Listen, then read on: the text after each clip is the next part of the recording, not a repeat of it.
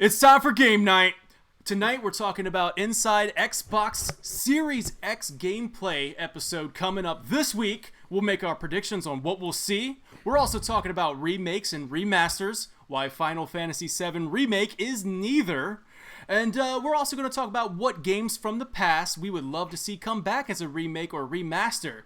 Then later on, we're going to play a fun game of video game ad-libs. In the party chat with me tonight, I have Steven Russell, Peter Kiernan, Robert Pennington, and I am Daniel Hofflich.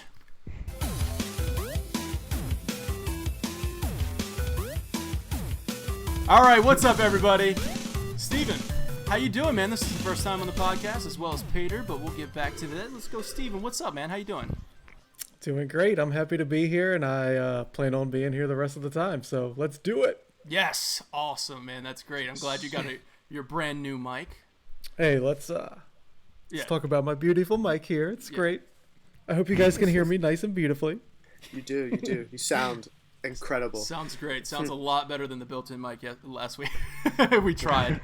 You sound like what I imagine Tifa's farts to sound like, just pure beautiful. It's amazing. That is I never great. Imagined how they would sound, but now I have a good example. So thank you. Over on this side, boom, this guy right here. This is Peter, pronounced Peter Kiernan. How you doing, man? I'm doing good, man. Thanks for having me. It'll be a good show. Tell us where you're coming all the way from, actually. From Dublin here. About 2:30 in the morning, so. At 2:30 in the morning, man. Yeah. 2:30, that's right. I told Peter, I was like, yeah, we're gonna start recording around 8:30. Okay, cool. Yeah, that's like 2 a.m. my time, so I'm just gonna grab some G Fuels. All right, awesome. Glad to have you guys on the show. Robert, what's up, man? Coming back for another episode. Hey, as always, happy to be here. I'm ready to get into some good conversations again tonight. I'm still probably a little fueled from my last one, actually. So yeah, let's keep it going.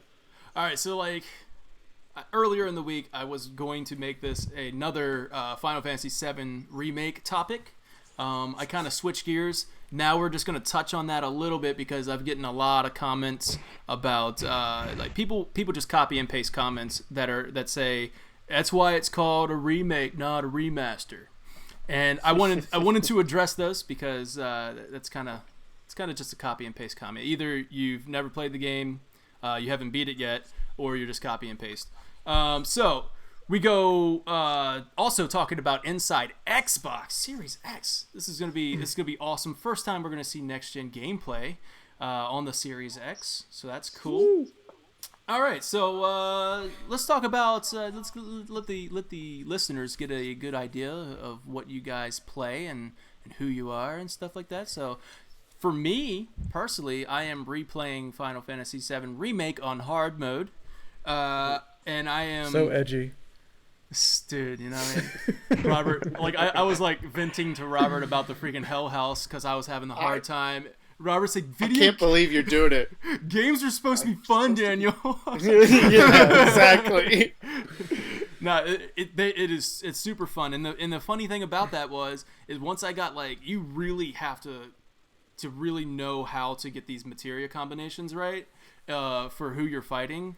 And I mean, not even just Hell House, not even boss fights. Like, you need to have them ready for the helicopter soldiers. Like, you need to know who you're fighting before you go into the fight and have it ready in the materia combination, which is really fun. And then your equipment really matters, so you can't just run around with the Buster Sword. Fun. Dude, it is a lot of fun. I love this game. Like, I can't say that enough. That I love Final Fantasy VII Remake. I just hated the ending. So it's weird. The core gameplay and the game in itself, you love. Yeah. Yes. It's so addicting. The combat is just I can't help it. I want to go back for more. So yeah. Well, the stuff you're saying, like that was like some of the things I was having like trouble with when playing through the first time, was because after each little basic fight, you had to then guess who the next enemy was going to be. And it's like, I would always base it off my last one. So I'm like, okay, I just fought those guys and they needed this. So I was like, so let's switch up the materia.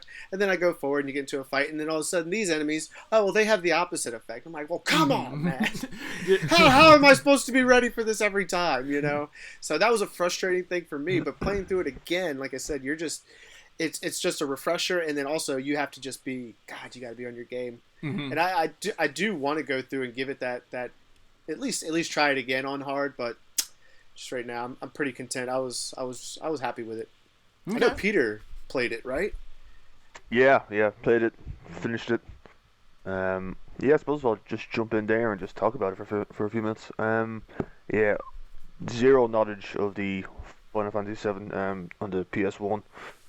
So played the remake at E3 originally with you guys. Was my first taste of it. I think what kind of drew me into it was the the hat. What drew me into it was the combat. You know, because it was fast, action paced. It wasn't the turn based. Great. But so I finished the game last week, I think. Yeah. So overall, I really liked it. I was surprised how much I actually liked it. It's by far the most hours I've put into a Final Fantasy game. Story-wise, I have no reference to the original, so it's all new to me. That's what I'm most curious about. Yeah. Yeah. We're waiting. That's what I want to know, because like, how impactful were these characters to you? Like, since you don't have that attachment to them going into it. Almost my exact words. Almost, yeah. Yeah. It's okay. I hate Wedge. I have to get that out. Let's get that out of the way. Yeah, it's cool that like Badger from Breaking Bad plays him, but apart from that, useless. Useless. He's like I was gonna say he's like Otacon in Metal Gear, but Otacon's actually useful. But yeah, I really liked Cloud. His character, he starts to open up throughout the game. Mm-hmm. But I think the one that they really did a good job on is Barrett. Yes. I didn't think I'd like Barrett as much as I did, but I think especially towards the near the end of the chapters with Marlena, that's his daughter, isn't it?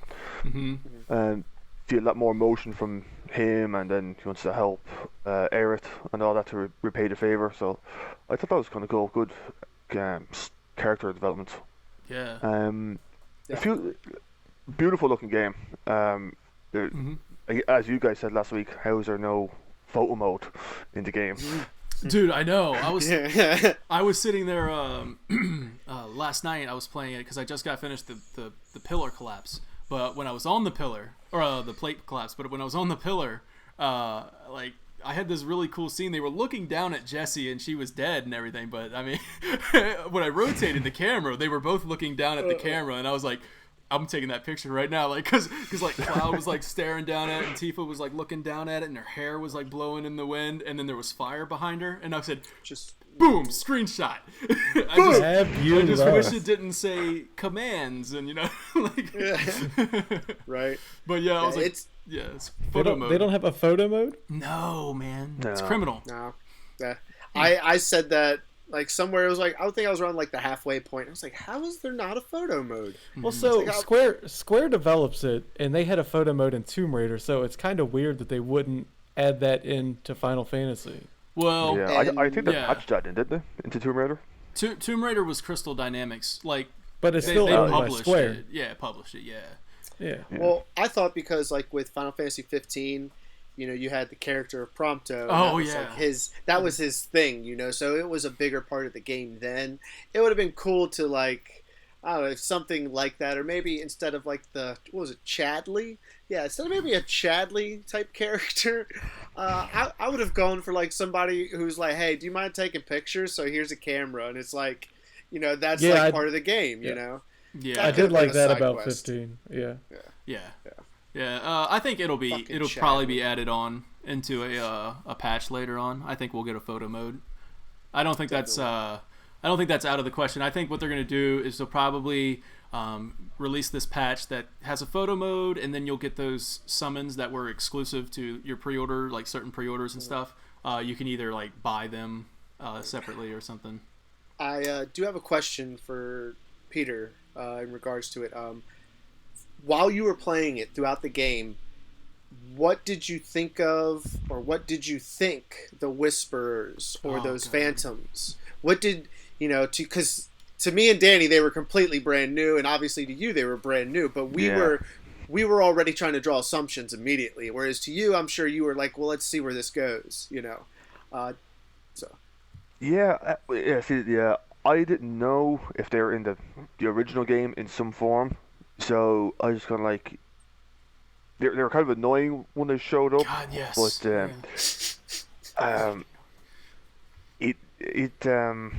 I remember in the church with Aerith. That's probably the most annoying part, where for the entire game where they showed up. yeah. So- Reno's introduction ruined. No, Yeah. not even just Reno's introduction. Like, you missed out, and this is why I really want you to go back and play the original Final Fantasy VII. You're missing out on like the beautiful simplicity of Cloud and Aerith. Like, they're In barrels. and barrels, bro. They took out the barrels. In the original game, you push barrels down, and you have to make sure you line it up right where it knocks out a soldier, and then you run up another level and you push a barrel down. And I was really looking forward to that, and then they ruined I that. was. I know, too. man. I was so ready this time, man. I was so ready. But like when Cloud meets Aerith, both times, the first time when he meets her in the On the streets, street. yeah. Yeah. It was none of that stuff. Literally, all that entire conversation was she's basically like, "Would you mind buying a flower or whatever?" You can say no, or you can buy it, and then that's basically it. Like, there was nothing else to it. And then later you fall through the roof of her church, and then you see it, and then like it's so simplistic. It's so the conversations they have are simplistic, and when Reno comes in, you basically just kind of go in the back and escape by going up the out of the roof like you do in that Right. in the remake. But rather, there's not this like high intensity ghost flying around, and I'm just like, that really just took me out of that moment. But I'm replaying it again, and I'm still feeling the same way. Like, now that I know how the story goes, and I know how it ends, I know what the Whispers are. Still, every time they show up, I'm just like, God, why? And then like when Jesse's dying on the pillar, and like, here they come again. I'm like, just get out, man. Just, it's so weird. And like when you're going to help out at the pillar, and then they're just circling you, and you have to fight the big Whisper boss or whatever it is before you can get to the pillar. It was weird. Whisper. So if it's so then okay, so it goes back to like our topic. What we're talking about is like, if it's not a remake, then what is it? Reimagined. It is technically, yeah. You know what? I'll just address this now. Then the remake remaster situation. When people say it's why it's called a remake, not a remaster, I think at this point in time, like, if you don't know that it's a sequel, or if you don't know that it's a continuation of the story that left off in, I guess, Dirge of Cerberus or Advent Children, and then it's gone back, and there's an alternate timeline now, and Sephiroth has gone back, and it just picks up where one started, like the original started, and then now they're just kind of doing their own thing. So technically, this game is a soft reboot. It's or a sequel, more technically, I guess. It's a sequel. But yeah, it's not a remake. It's not a remaster. So when I am like making the complaint that these Whispers and stuff like that have altered the storyline, yeah, I was expecting a remake of the game, not this drastically different story that we're taking. I don't like alternate timelines. I don't like definitely. I just don't like alternate timelines because it takes away from the deaths. You saw that at the end. Yeah. Pater said it. He messaged me. He was like, "Oh, come on, man!" And like he sent me a picture of Biggs dying, and then he's like, "Come on!" And then like he sends me a picture of Jess dying, and I'm just like, I just shrugged. I was like, "Don't worry." I didn't say anything. Don't worry. Yeah. Don't worry. They're not dead, so don't worry. Don't get the emotion is gone. And Jessie's dead though, right? She's her proper dead. gloves were Oh, on with the the glove table. at the end. Yeah, so they're just kind of Yeah. assuming. Who knows? There's a lot Yeah. of speculation that we can get into with that, and I think we're probably going to dedicate a podcast to it. I've already typed up a bunch of my predictions and stuff, but I just kind of want to have that all together before we do a podcast on it. I want to ask, is for any of us, have any of us played a game that had the word remake in the title? No, and then this is where I want to get to. Other than Final Fantasy VII. Right. No, it's usually just... No, think so, because Resident Evil 2 and then Resident Evil 3 that just came out, they're just called I don't, Resident because Evil I'm trying 2 to think and if then I Resident had Evil too. 3. It's like I couldn't. Like Steven's point, I like to build off of that too. Right? Resident Evil 2, Resident Evil 3 are considered remakes, but they are faithful to the originals that came out. They're considered remakes, not remasters, because a remaster is you're playing the same game that you remember. It's just prettier. It looks, upscaled. it maybe has better special effects. It's got better audio or whatever. But a remake is a game that has to be remade from the ground up, and it plays differently. Resident Evil 2 and 3 play differently from the original. It has a completely different camera angle. They did remake the story a little. They added tweaks to it. They had different story beats that went throughout the game that a lot of fans were kind of upset about. They kind of removed some things, but it never changed the story drastically. It was faithful to the originals. So that's a remake. And then My favorite thing they added, though, was the ability to move and shoot at the same time. yes, that's a remake. Groundbreaking. Right there. Just groundbreaking. You wouldn't Complete understand. remake. They could have just left it at that. Like, I would have been good. You know what the funny thing about that statement is? Same can be said for Final Fantasy VII Remake. You can now move and shoot rather than wait for your turn. So have they come out with any comments? I think they did, and I think you even said something like the future installments now are going to not include these whisperers because technically we defeated them, we destroyed them. True. And we're going to start seeing a lot of the same beats over and over. Yeah. Now, So yeah. so this was maybe just their way of just saying, you know what, we just want to take a step back and do something different for our own sake. Mm-hmm. We hope you guys enjoy it, but don't worry, we're going to give you, we're going to give you what you want, eventually. If what you're saying is there's some kind of alternate like timeline, they could just jump back to the original timeline in the next one and just. I hate timelines.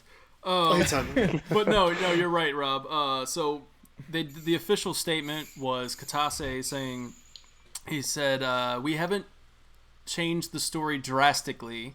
Please assume that Final Fantasy VII Remake story will continue as Final Fantasy VII has always done.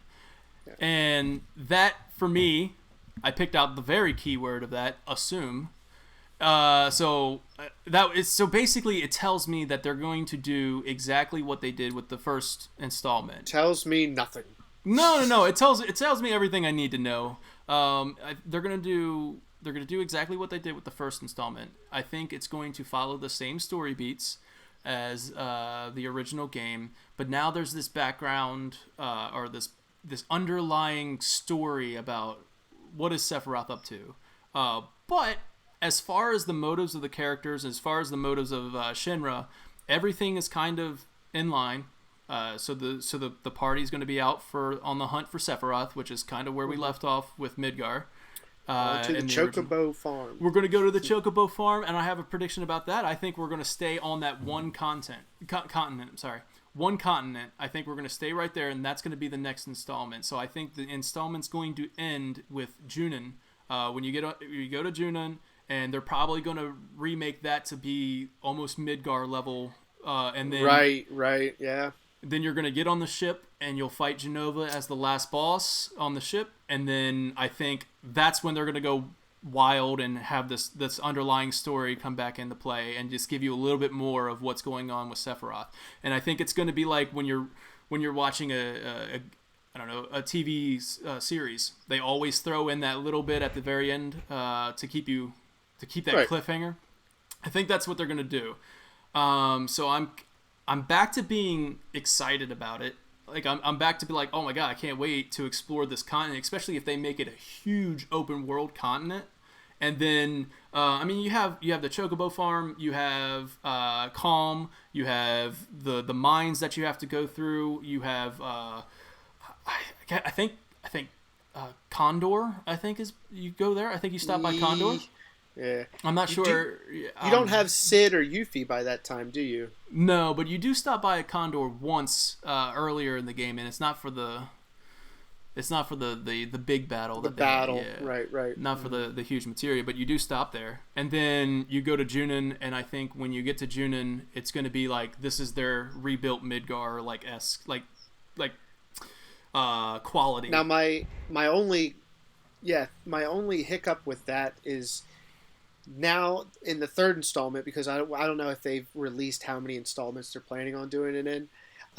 That means you're going to have to now introduce at least 3 new characters, because you'll have Sid, you'll have Yuffie, Kate Sith, oh man, and Yuffie, and if you want Vincent, by that time you can also have Vincent. Yeah, but none of these characters happen on the first continent. Like, if it's going off of that's what I'm saying. That's what I'm saying. Man, like, that's true. Because you'd have to introduce all these characters now within the third stroke of the game, and not only give them a story, but give them a roundabout story. So I think the second installment is going to open up a lot more than we think. I really do. Possibly. Yeah, I really hope so. I really hope it's a big game. Like, I hope you go to both continents. That'd be awesome. Because then you can get over to Nibelheim. You can get over to Rocket Town. Right. But I'm thinking from a development standpoint, I'm thinking, okay, they have to make a massive open world. Not only just one massive open world, but you're going to have several continents to do. And then you have to recreate these towns. Like, I want to see Calm. I don't want to see just like 10 buildings. I want to see like this. I want to see Calm look like a town. You know what I mean? Right. So I think, yeah, if they do it that way, and then especially when you get to Junin, like they're gonna really have to, because that's the military base. That thing is huge, stacked so many levels. Yeah, that's why we can't recommend enough for you guys to. Yeah, you have to play the original, man. Just I don't think I have to do. No, you do, and like I think that's what they're trying to accomplish with this remake. I really think that they want you to go back and play the original. They're like, hey, this is not the Final Fantasy that you remember, or if you're a new player, this is not the Final Fantasy VII that came out back then. We want you to go back then, play that game, because you'll get to know Sephiroth a lot better and what his motives were for that game. And then if you dare, watch the Advent Children. If you dare. That movie was so bad until the last 30 minutes, but you get to kind of see what's going on there. Still have on Blu-ray. And then just don't play Dirge of Cerberus. So try to forget it, and I hope that just don't play. I hope the developers forgot about it too, because I swear to God, dude, this is the final thing I'll say on Final Fantasy VII. But I swear, man, if they bring Genesis in as the main villain, like not Sephiroth, it's actually Genesis, it'll be so stupid. I will be more upset about it than I was with the with the remake ending. Because that's how they ended with Dirge of Cerberus. Genesis rises in. Fingers crossed. You have what, 4 years to get the next part? Nomura came out and said that he wants to pump these games out faster. Yeah. He said that he wants to get, if it was up to him, he would have it out ASAP. So he wants to do smaller chunks, which I don't like. I don't like the idea, which is what made me backtrack to say, okay, it's just going to be the first continent. Because he wants to get them out in smaller chunks. I originally said, oh, this will go up to Aerith's death, but that's a lot of content. That's what I said. Maybe we could end the next one at.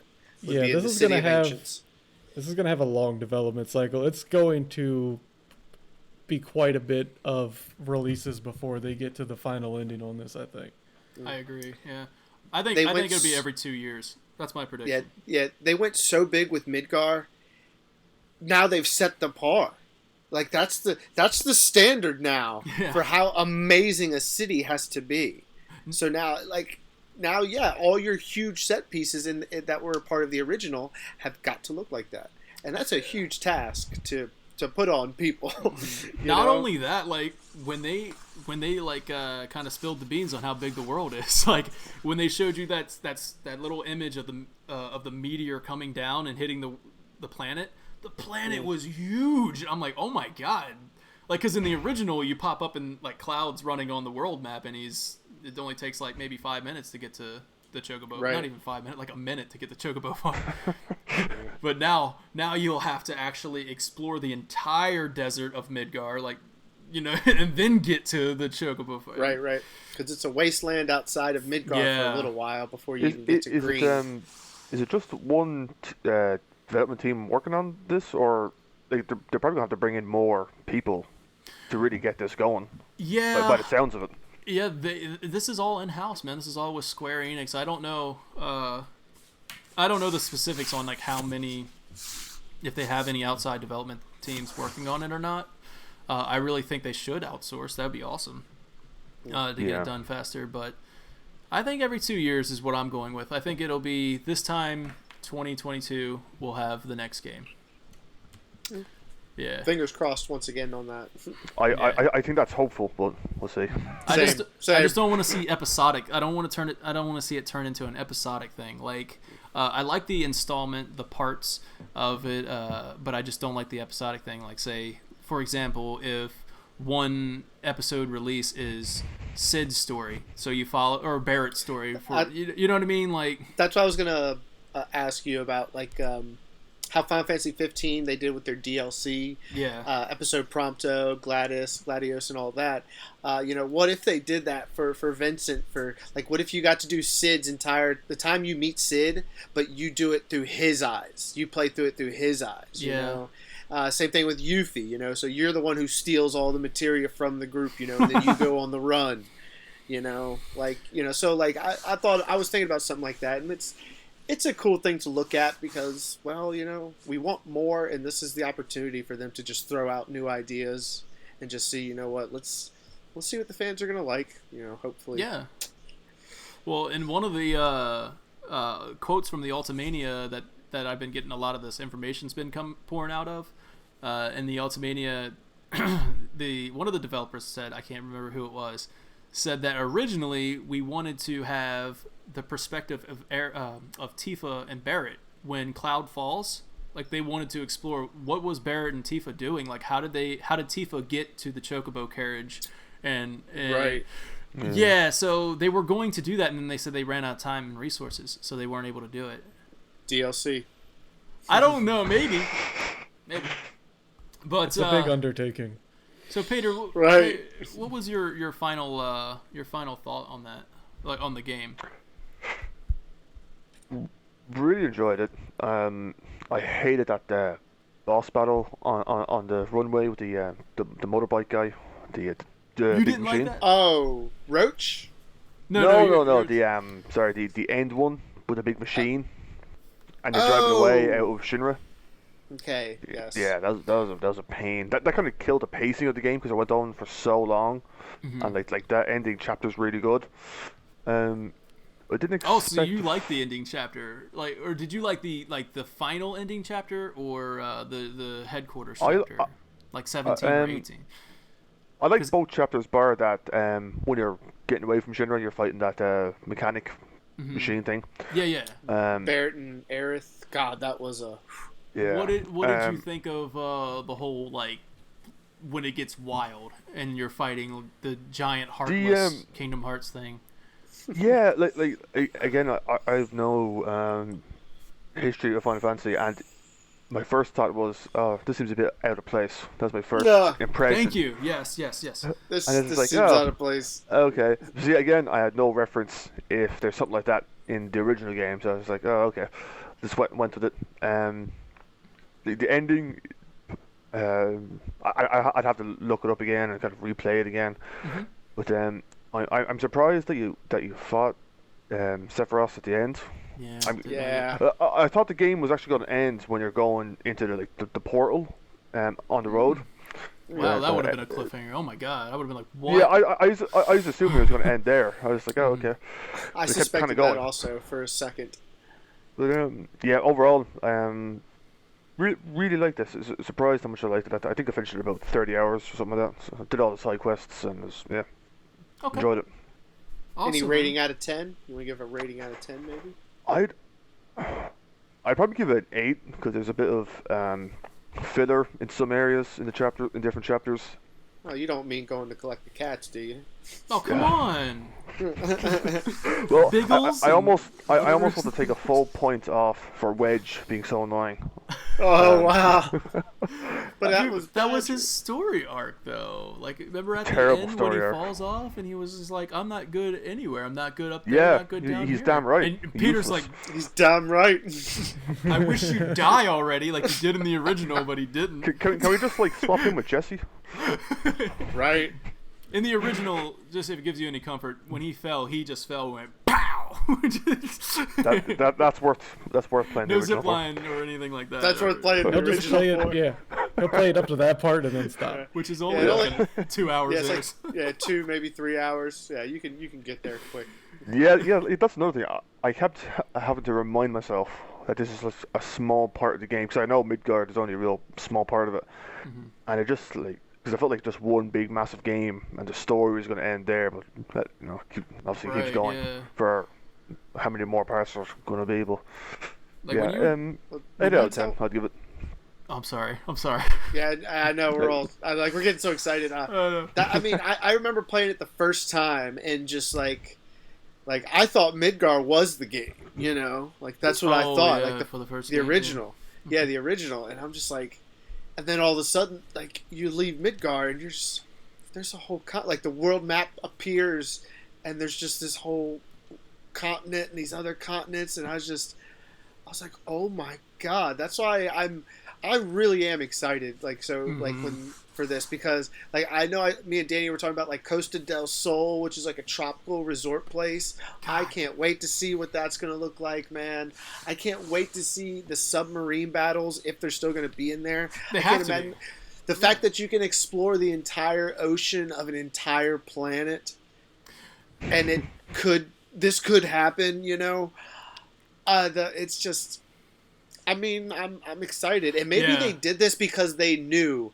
Let's do Midgar, and this I just thought of this recently too. Was let's give them Midgar on the PlayStation 4, because the PlayStation 5 is where we're going to give them like the entire world.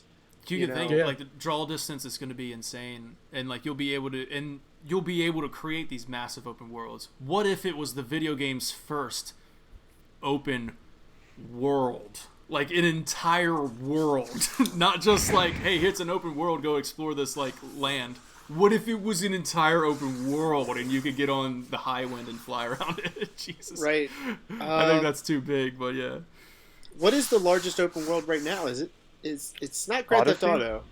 No. Odyssey? Might be Odyssey. I think it's Odyssey's Odyssey. close, yeah. Yeah.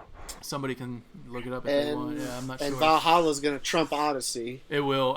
Oh my god. Let's get into that. No. All right, now that's a good segue. That's a good segue into Valhalla. That's a gaming news, so that's where we're going to take this podcast next. It's going to go straight to gaming news. This is a pretty good week. I'm almost happy that we kind of delayed this podcast recording because, man, yay!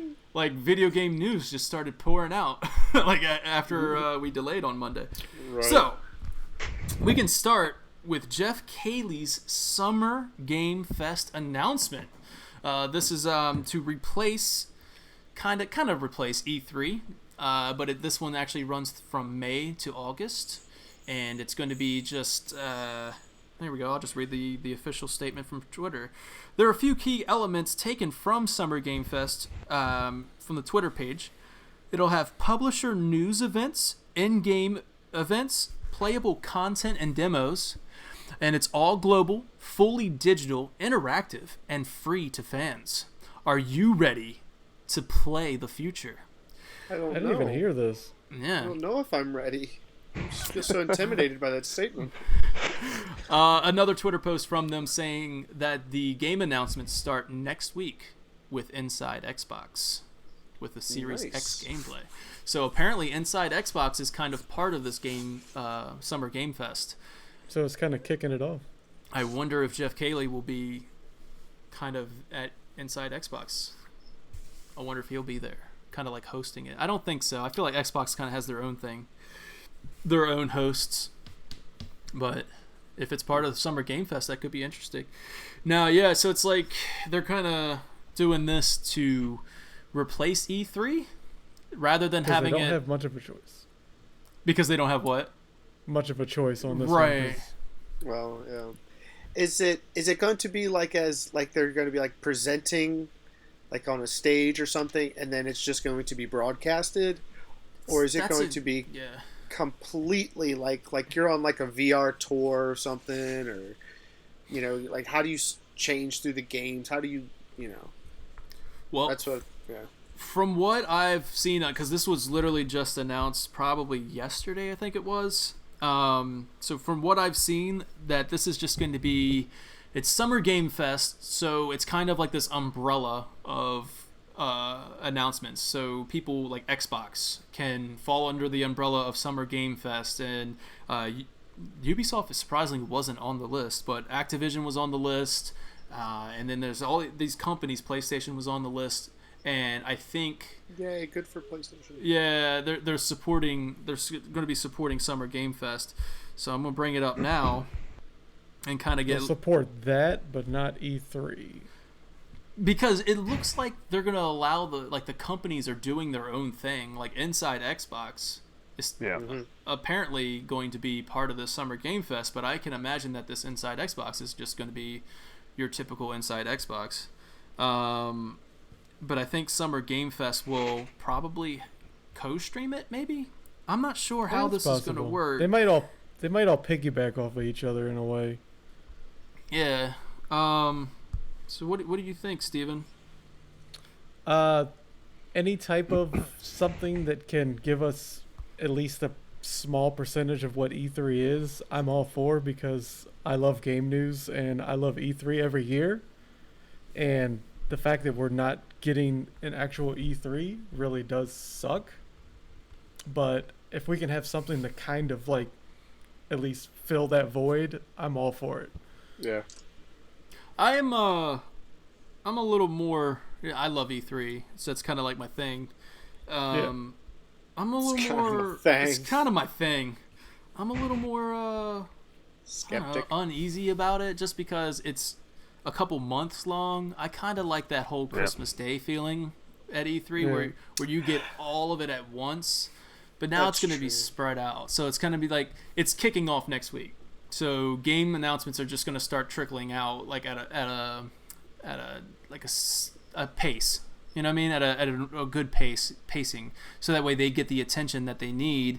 I guess that's good, but it just takes away from the spectacle of an E3, I think, which is technically still going to happen with IGN is doing the Summer of Games, which is a separate event, which is hosted by IGN, and they've already said that they're going to have big game announcements. It's kind of to supplement E3 this year. That's cool. Yeah, so that's a thing. I guess it's still going to be that June time slot. I think they're still going to keep as E3 week, even if E3 doesn't exist anymore. I think it's still going to be E3 week. Yeah. But the summer Game Fest, they'll start in May, which is kind of what usually happens. You start seeing stuff trickle out, and then that E3 week is when you'll probably see majority of the real announcements, because that's what most people already had planned anyway, that we're going to release their information, their news on their games or videos or trailers or whatever.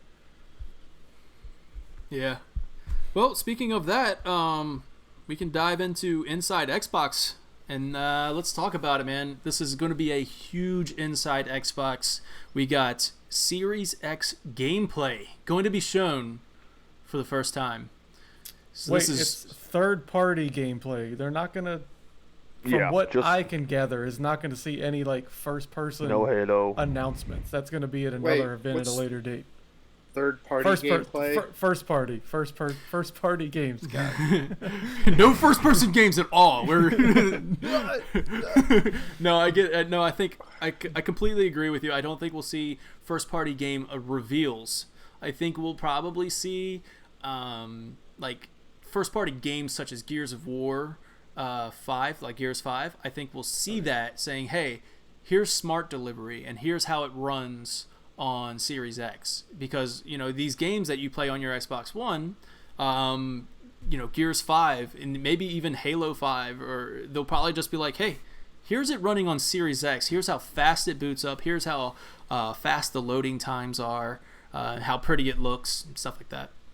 So Robert, to answer your question, third-party games are like separate publishers that don't fall under, or publishers and developers that don't fall under Microsoft or Sony or Nintendo. Like those are first parties. So we'll say like Xbox has the Coalition that develops Gears 5. PlayStation has Naughty Dog, who develops Last of Us 2. Yeah. Those are first-party titles that are only going to be released on those respective consoles. Okay. So whereas like EA is second party. Because they're third party. They're third party. Okay. Mm. Yeah. So, but yeah, that's a good point, Steven. I don't think we're going to see any big first party reveals. If anything, I was kind of like thinking maybe Forza would be announced there, but I think they're going to save that for E3 week. Yeah, definitely. Yeah. All I know is they're going to have some Valhalla gameplay. So. I can't wait to do that. Garrett, it's confirmed. Yeah. You say what now, Pete? What do you say, Peter? Oh yeah, just saying. I can't wait to see some gameplay of that. Okay. I thought you said it already leaked or something like that. No. I was like, oh my god, is it already out? What's going on? Yeah, so Valhalla is confirmed for this Inside Xbox, so that's kind of cool. Pretty exciting. I started to get disappointed the longer the trailer went, and I'm like, they're not going to show anything. I was like, this is just a movie. I was like, yeah, that's like classic, Ubisoft with Assassin's Creed title. CGI trailer is always the first one. Right. It seems the way most companies are now. Anyways, they show a CGI trailer that has kind of like a story, gives you a basic story guide, but then it's no actual gameplay. Like that's just how most of these companies release their stuff now. Okay. Steven, on my end, you won't hear it in the podcast, but man, you were glitching out real bad. So I don't know. But it won't be on the podcast because it'll be good local audio. I think what you were saying was that seems to be the way phrasing. Yeah, I'm gonna phrase that. Was that seems to be the way the gaming industry has released a CGI trailer to get the attention. Okay. Very true. Very true. I heard bits and pieces of it, but I think I was able to put it together, so that's good. Yeah, I think everybody kind of dropped off there. Oh, yeah. For me anyway. Okay, all right. All right. So, who wants to get some big predictions out here? Let's go 3 predictions apiece, and then if you have any. For gaming? Wait. 3 predictions for what like a new game or something like that. What's going to be shown at Inside Xbox? Oh shoot, the new Xbox. Mm-hmm. Yeah. Mm-hmm. I like to start with my big prediction. I like to start with Call of Duty. The new game will be revealed, Black Ops 5 or whatever it is. I know they kind of have an exclusivity thing with PlayStation, but going into this next gen, they might be trying to switch it up a little bit because I think that the PlayStation deal is up. I'm not sure on that, but I like to say that Call of Duty is actually going to get revealed. If you go off of the previous track record of Call of Duty, I think he's out. He's frozen. But yes,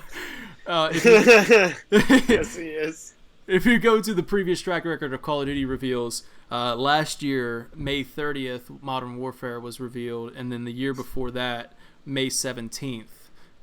So May seems to be the time that they reveal their new Call of Duty. And it could be that they're holding out for PlayStation 5's big reveal. I think that was rumored to be June 4th. But they might get ahead of the ball and take advantage of this Inside Xbox. So you think they're going to jump back and do a Black Ops instead of going forward with another Modern Warfare, or just even adding on to what Modern Warfare is, because it's still a huge game. I don't think Modern Warfare is slowed down, especially with Warzone. Its expansion.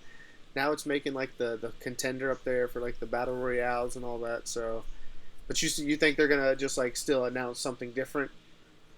I think Warzone will live on as its own entity. Like, I think that will go on even after the next Call of Duty comes out, and I think this will be Call of Duty's Battle Royale. Like, I think it's called Call of Duty Warzone.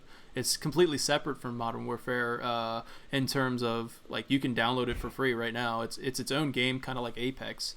You don't even need Modern Warfare to play it. So well, technically you download the Call of Duty file that has everything in it when you download Warzone, not just Warzone. Is that right? I did not know that. Right. So if you're downloading just Warzone, the file itself is pretty massive. That's because it entails all of Call of Duty. That otherwise, how else would it have your like care packages and stuff like that? I honestly thought it was just the Warzone. I haven't downloaded. I own Modern Warfare, so I don't know. Oh yeah, that's true. Yeah. Same. Yeah. So I just know that it was free to download. I figured that it was just kind of Warzone. That's it. And then you still get your care packages and everything because it's in the cloud. Or whatever. Yeah, I don't know. But, just go back to Robert's point there. So with Black Ops 5, assuming that's gonna be Black Ops 5, that'll be under Treyarch, I think, right? Right. Because they do the Switch thing. Yeah. So they've already announced that Sledgehammer's not part of it. Like they're out. So you got Treyarch so picked it up. Yeah. Treyarch. Yeah. Oh, okay. Mm-hmm. Yeah, I knew it used to be like Infinity War, but I didn't want to name drop. I was like, they're probably not even around anymore. Oh, Infinity War. They're the people who made Modern Warfare. Oh, okay. Yeah. Yeah, so they had their turn. So now it's now it's Treyarch. Yeah. So what do you think? What do you think? Well, you Pater? said Sledgehammer. Well, what do you said Sledgehammer dropped I out? did. So I was like, yeah. I guess that's who did this newest one. Well, they had a three thing okay. going on. They had the three, like Sledgehammer, Infinity Ward, and Treyarch. Sledgehammer was in charge of they did Advanced Warfare, and then they did World War II.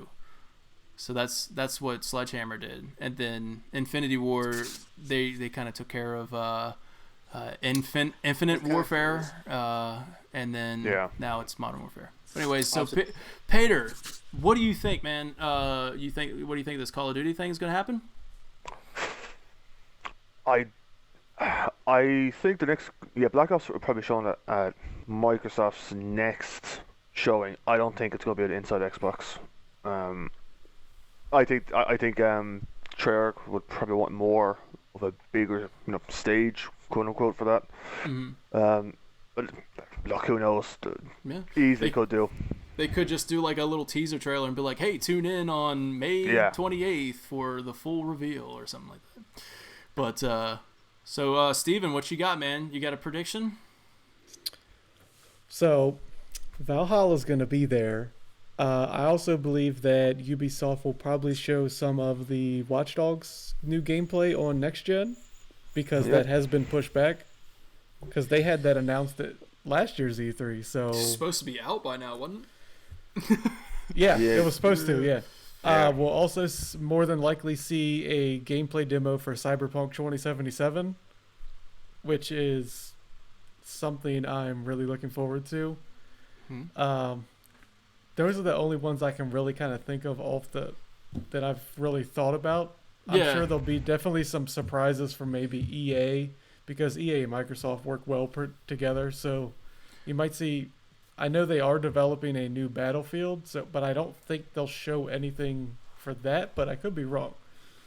Okay, I like to. I definitely want to touch on Cyberpunk 2077, just because I know, like we all know that there's some kind of affiliation right now between CD Projekt Red and Microsoft. I mean, we got the Cyberpunk themed Xbox One X coming out, right? And then we got Steven froze again. No, he's back. Yeah, we got so we got the theme. We got the themed One X. We've got the big reveal that was with Keanu Reeves at E3.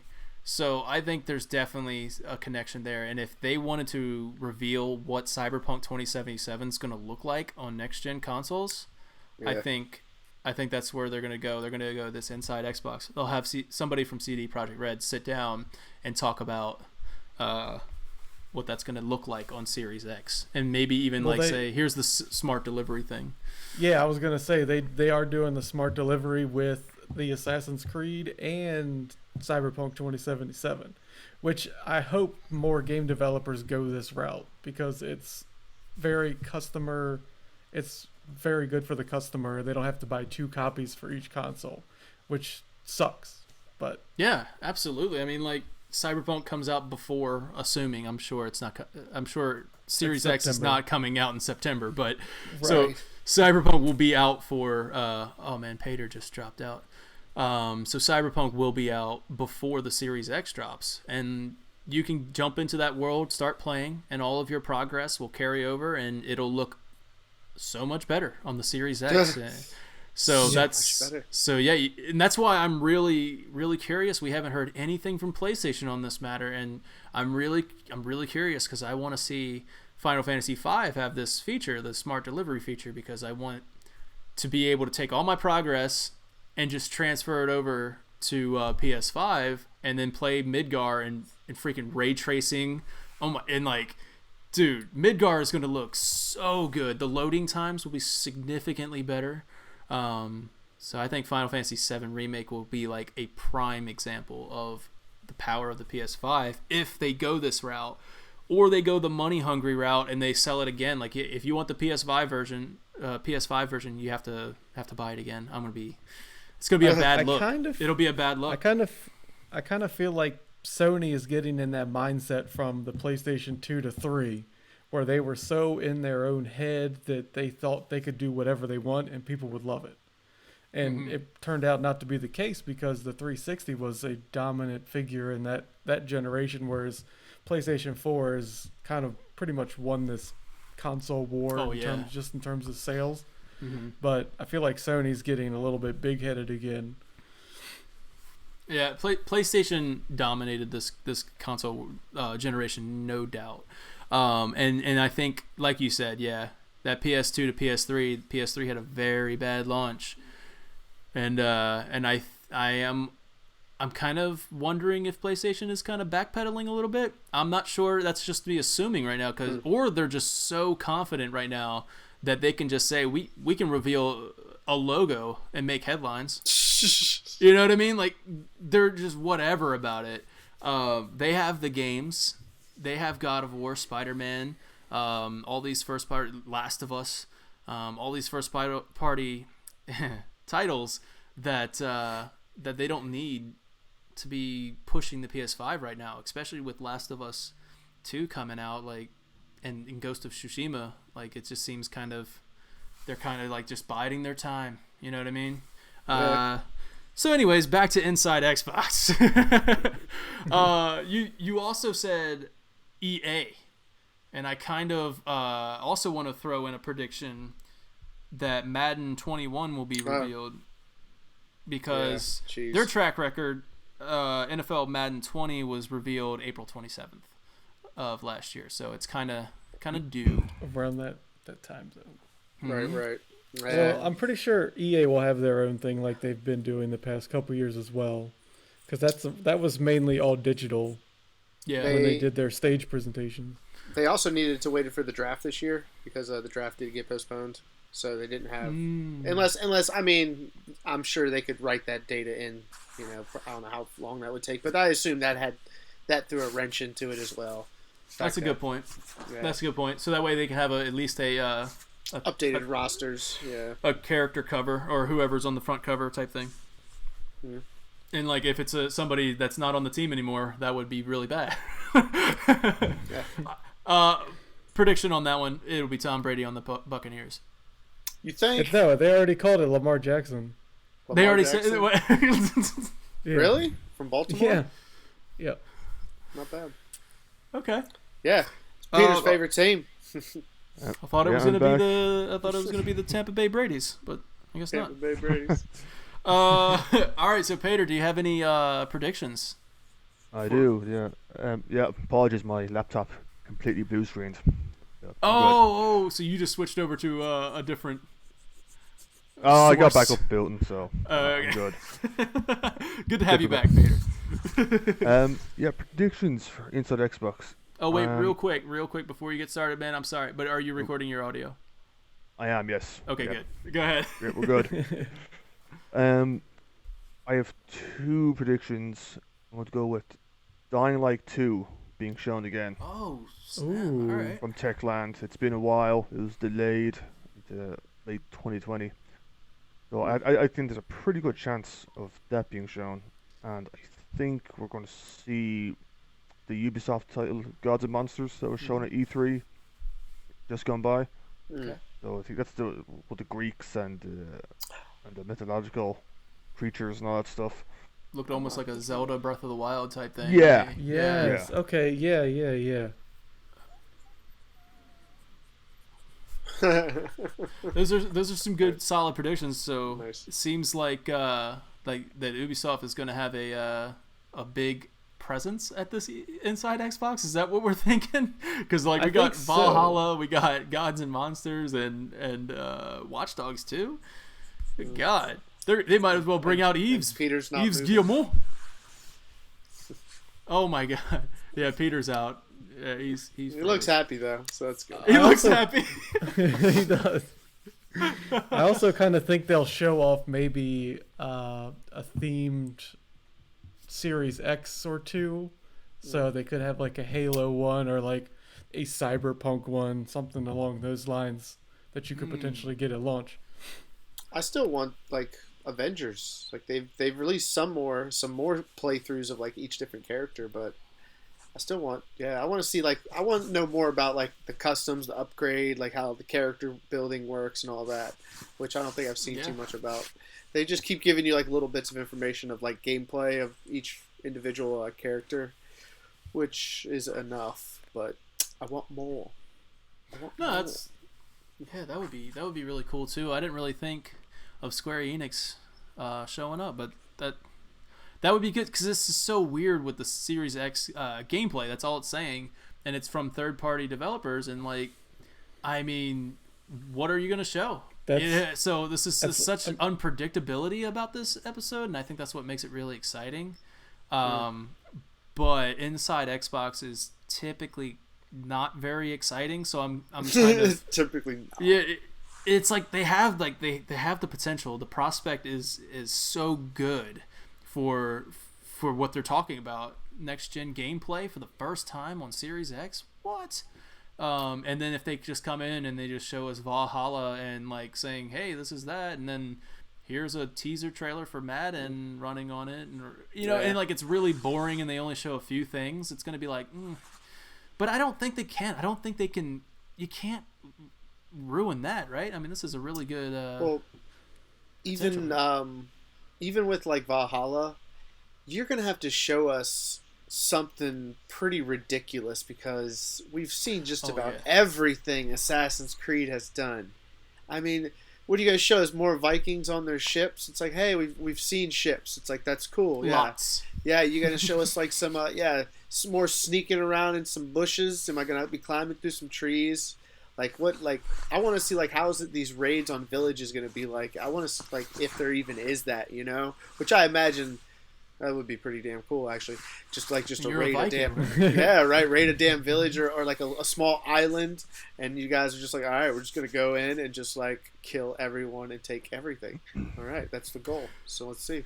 I think I'm gonna throw my 2 cents in there, and then I'm gonna hand it off to Steven and Pater because you guys are like the biggest Assassin's Creed fans I know. But my 2 cents is, Robert, I think what they're going to show you is the largest open world. And like you said in the beginning of this fight, I think it's going to be the largest open world. Steven, let's go with you, man. What would you want to see from Assassin's Creed on next gen? This is supposed to be their flagship next gen game, is what Ubisoft said. So, the biggest thing I want to see is the way the system performs with what they have going on in this world, because you got to think about it. There's NPC interaction. There's the world itself that's ever changing. Like I just want to see how well it runs with how big of this open world they're actually saying that they're going to make. Like Robert said, the Viking raids sound like, I think that is a thing from what I've kind of been like piecing together. Like you can raid villages. Like that's super cool. Like Yeah. And you can imagine how many NPCs they're gonna like have in the village. I love committing Right. mass murder. It's going to be great. And also another thing that I was reading is your faction choices affect the way the game plays throughout, and also your dialogue choices. So like you have a bad dialogue with someone, they could eventually come back and kill you or something. I don't know, like try to kill you, assassinate you, whatever. RPG. But your dialogue has effect on the game itself. That's really cool. It's kind of like Odyssey, really digging into those RPG elements now. It is a full blown RPG at this point. But so Peter, what do you think, man? What do you want to see from Assassin's Creed Valhalla, and especially at Inside Xbox? Yeah, well, I think what they're going to show is a really big set piece. I think I'd be surprised if we didn't see that. When it comes to that, the game itself, I kind of just want to see the world and how alive they can make it on these new next-gen machines. And probably it's not probably too popular with most Assassin's Creed fans, but I really want a good present-day story arc to come back into it. Right. Because they've been they've been pretty disappointing the last few games. But what really has me excited for Valhalla is that the creative director, I believe, who worked on Black Flag and Origins, is working on this one. Yeah, two of my favorites, definitely. Yeah, exactly. I loved Origins. I thought it was, the character development and the setting, I thought was a lot better than Odyssey.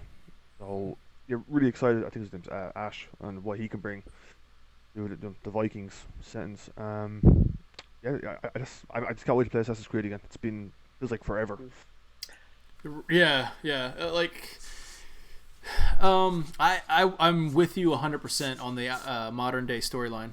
I want to see a really good modern day co-storyline. They really dive into the history storyline so much that really the past couple games, I'm not sure if I remember this correctly, but it was basically just kind of a point and click almost type thing. You're moving around a cave, and that's the extent of it. Like, yeah, too much. There's a bit more in the DLC in Odyssey, that a bit more with the present day, kind of. But like I think they really kind of like dropped the ball going back to Assassin's Creed 3, killing off Desmond in the present day. Yeah, that was still a great scene. Great scene. Yeah. Don't touch the beard, man. It's sorry. it's getting a lot of feedback. But, I think they just dropped the ball with the present day story arc killing off Desmond, because I think you've gone through 2 or 3 characters in the present day arc that kind of just hasn't gone anywhere. Yeah. Mm-hmm. So I think they mentioned in a recent article that they're kind of not finishing off the present day, but they're really kind of building it up now to kind of, they're ready to kind of really get the finale going for it. So yeah, I just want a good present day. Not too much, because I love Vikings. I love the show Vikings. So I obviously want plenty of that, but and a good Assassin's story at the heart in the Vikings era, because I think Odyssey just really lost it that way. I think Origins did a great job, especially towards the end. The whole Assassin's being set up and all. So yeah, that's what I'm hoping for. Mm-hmm. Nice. All right, cool. Maybe we'll even be able to stop by Pater's house, since it's over in that area. Oh, yeah, DLC. Sure. The setting now, is, yeah. You can go to Ireland in the DLC. Burn your whole Exactly. damn town to the ground. So that's Go for it. first village I'm pillaging. No, I'm really looking forward to that. That's gonna be really exciting. So Valhalla, look forward to that at Inside Xbox.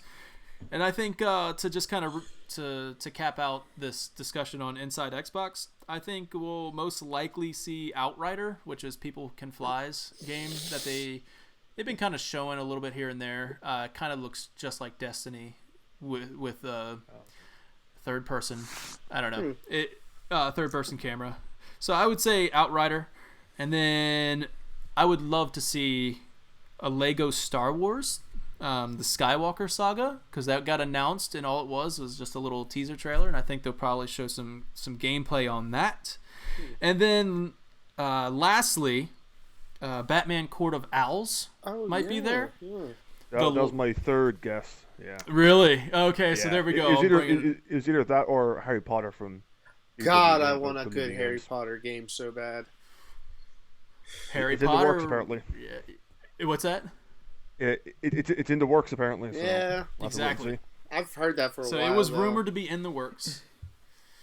The last thing we've heard from WB Montreal was way back on January 9th on the on their Twitter, and then all it said was redacted, and it had the basically the Court of Owls logo, and then they didn't say anything since. They've been sitting dormant for a few months, and I almost feel like they're ready.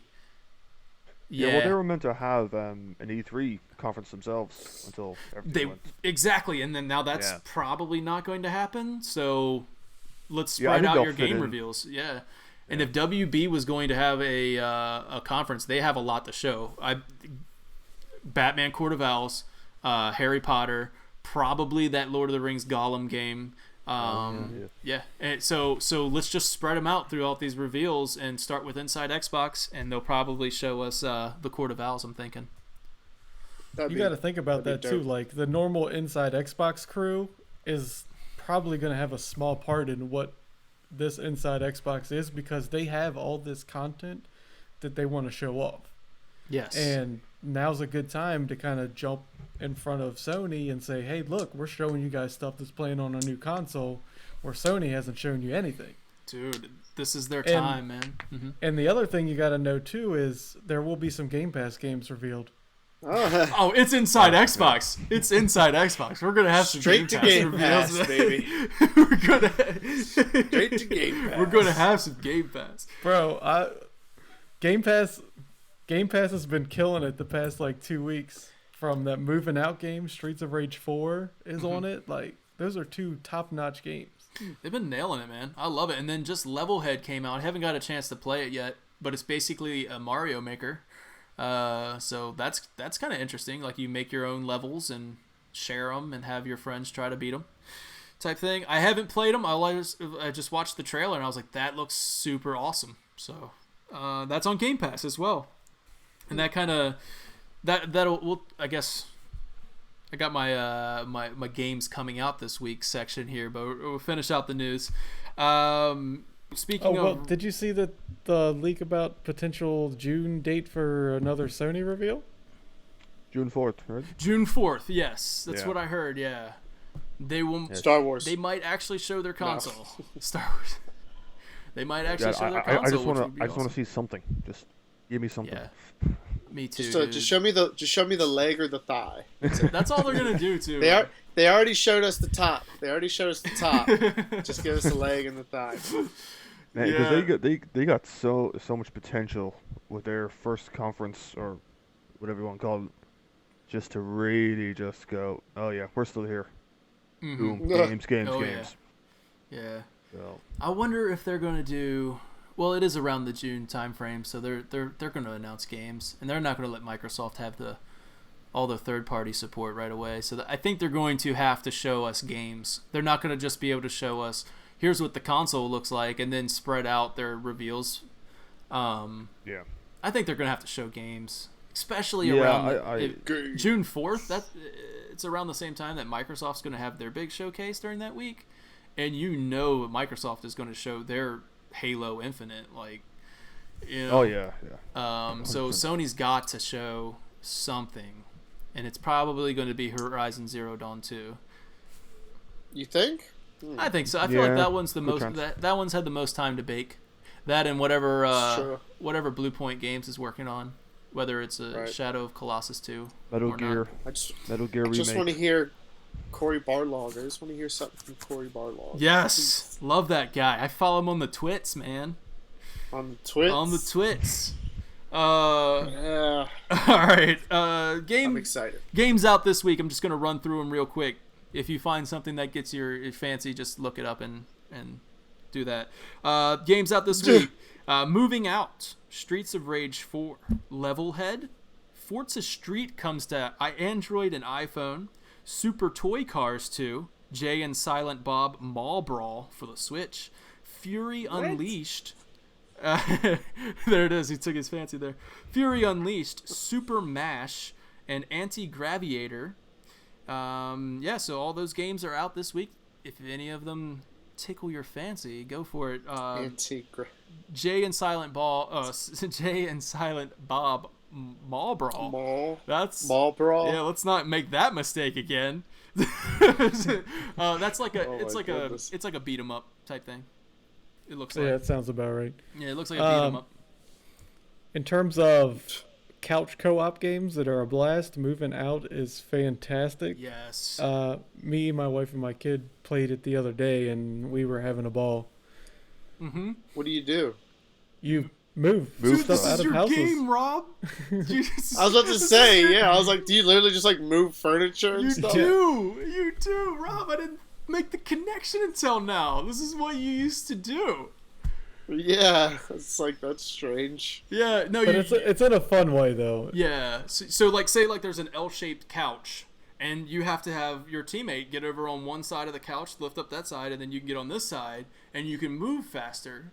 If you try lifting up one person, you're not going to be able to move the entire couch, so you have to pick them up, and then you have to like communicate with your teammate, say like pivot, and like you have to get yourself out of the house. While meanwhile there's like giant snapping turtles or whatever like trying to get in your way, and you can just as there were sometimes, yes, when I was moving people. I'm sure, couldn't get away from them damn giant snapping turtles, man. They were everywhere.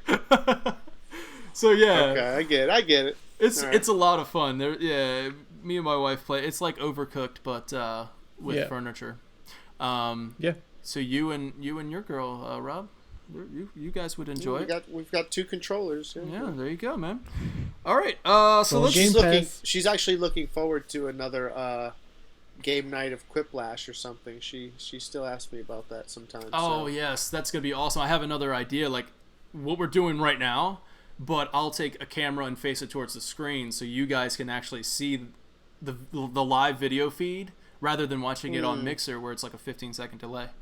We'll just do it on Skype. Boom! All right. And then so we're going to move on to upcoming remakes and remasters just because this is the topic of remakes and remasters. So upcoming remakes and remasters to look forward to. Star Wars Episode 1 Racer, which comes out May 12th.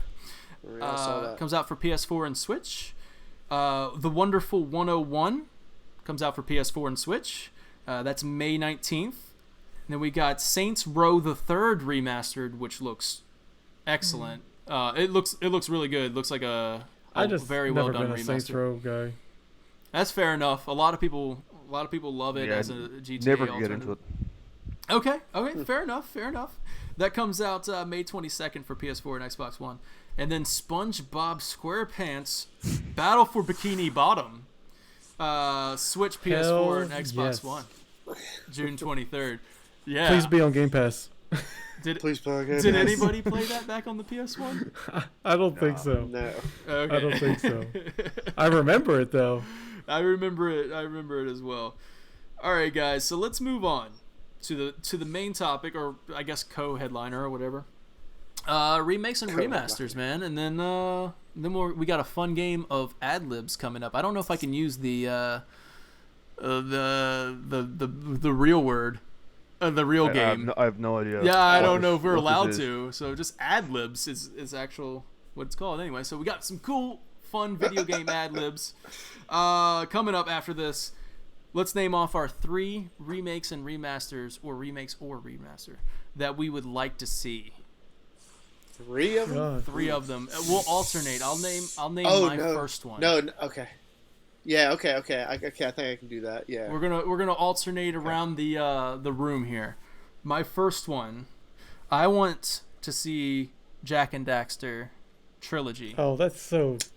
Remastered or remade, it doesn't matter to me. I want to see it. I want to see it in like that almost Pixar quality.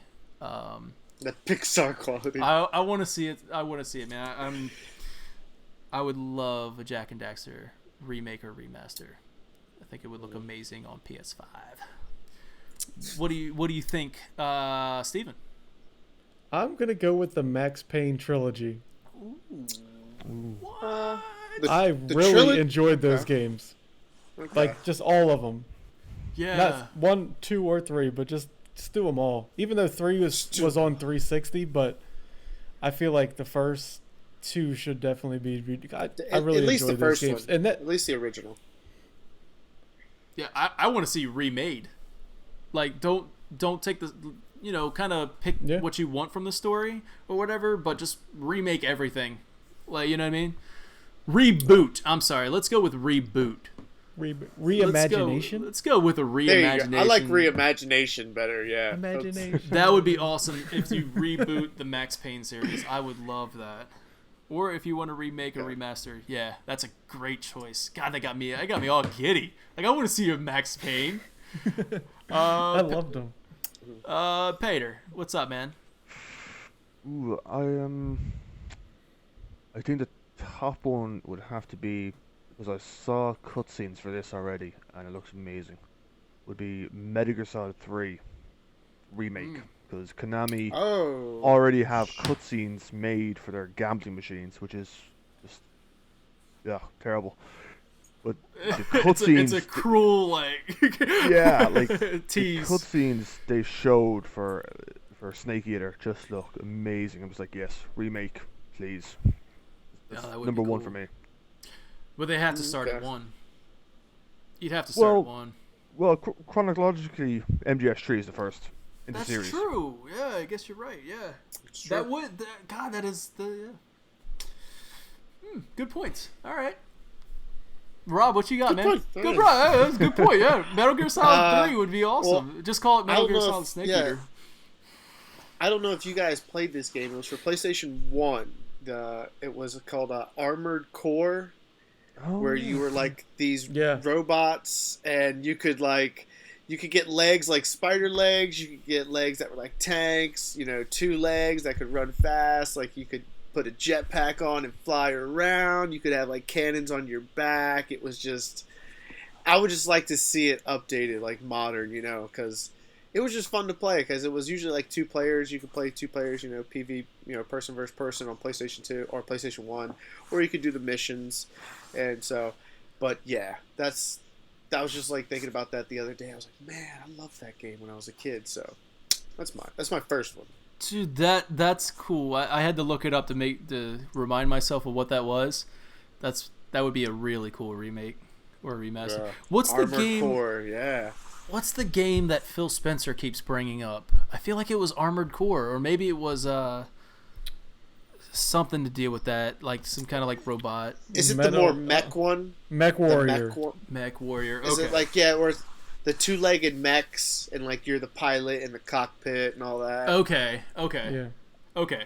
I didn't know if that's what Phil Spencer and I'm like, your dreams might be true soon. No. Well, I don't know. It was a PlayStation game, so I don't know, but yeah, that's my first one because I just remember playing it like so much. And I was like, God, this looks so cool. Armored Core was from Software. That was the guys who make Dark Souls and Bloodborne and stuff. Yeah, Bloodborne. Yeah. Oh wow. That would be really cool if they went back and did that. Now, Bluepoint was rumored to be working on something that like From Software did, because Bluepoint's they're like they're masters in remaking games or something because they did Shadow of the Colossus. So wonder, and they said they were rumored to do something from Software. Everybody assumes that it's maybe a Dark Souls or a Demon Souls remake, but what if it's Armored Core? That'd be cool. That'd be awesome. Yeah. All right. So for my second one, I would love to see a Mass Effect trilogy remastered. Because when Robert, Oh yeah. when we were trying to get Robert to play the Mass Effect trilogy for the first time just recently, I was like, man, this game is in some dire need of some updating, and it's still an amazing trilogy. It could use a little tweaks and some touch ups on it to make it all cohesive. That Mako or Mako in the first one. Oh Yeah, my God. that in itself needs to be completely remade. Oh God, you need to do something about that. That shit was just driving up mountains that I couldn't get up, and I'm just fly like you could. The thing can like jump and hover for a minute, and you think it helps, but it really doesn't. It just shoots you like further away from your target. It's oh God, I hated it. But I love the games. Love all of them. That Mako needs to be changed up. That's a good. You guys are hitting. You guys are doing trilogies. It's cheating. I know. Yeah, I think cheating. my next one is not a trilogy. One per series. One per series. One per series. Yeah, Oh no. make it Then- tough, you know. That's tough choice. yeah. All right, then Mass Effect 1 and Jack and Daxter. And we'll just Okay. start. We'll just start there, and then we can remake the rest later. Okay, so Steven, you only get Max Payne 1. Okay. All right, Steven, what's your second choice? Max Payne 2? One per yes, series. If we're doing it One a per Robert's way, series. yeah, sure. Make it easy. No. Driver. Oh yeah. Oh wow, yeah. Dude is I kicking think that with would these be fun. PS1s. Yeah. Dude, I got another PlayStation 1 game coming too, so. Yeah. Yeah, God. Driver. I love Driver 2. Driver 2 was one of my that probably goes on It like brings my back maybe some top memories. 10 or 15 games of all time. It's probably on there somewhere. Wow. I know it's a bigger list that way, but it's definitely on my list. Yeah. Wow. Yeah, Driver. You're I have my welcome. fondest memory from Driver was getting out of the parking garage. Like that's for some The reason. training. Yeah. Yeah, whenever somebody mentions Driver, that's all I can think of is that stupid parking garage. And it's probably super easy now that my gamer skills have developed, but back then I was having a hard time with that. Yeah. I don't know. Some I feel like people I it's- was more in my prime back then. It's like, well, in Driver 1, it's like do a slalom. And if you're a kid who doesn't have a dictionary available to you, you're like, what's a slalom? Okay. Like, what is that? I'll a just bird. do Oh. stuff until it checks it. Yeah. Right, yeah. Pater. So, okay. This one is never going to happen because I don't think anyone particularly wants it apart from me. But I would love a complete remake of Assassin's Creed 1. Ooh, I'd love to see Jerusalem and all that in current Oh, gen well, yeah. and have that the would be gameplay really cool. updated. I think that'd be really cool. But never, Yeah. That was never. What if... Assassin's Creed 1, you died in the water. I remember that. Oh yeah. I recently Yeah. played it on the Xbox One X, and doesn't hold up great, but like it's still a bit unique because of the setting and all that.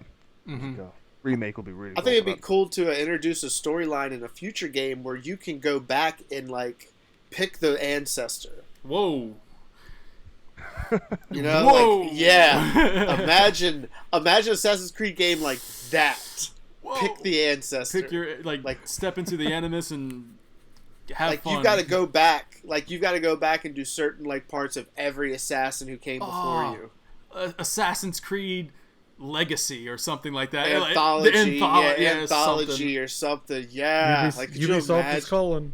Yeah, right. Yeah, get at me, Oh, Ubisoft. and you get already, at me, you bro. already have all of your like assets there. You just need to put them in the game. Like I don't know, cloud based or Yeah. whatever you need to do. But Right, yeah.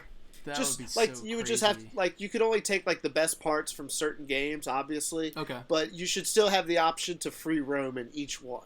that'd be so cool, dude. Wow. Because would the be maps so back cool. then are nowhere near as massive as they are now.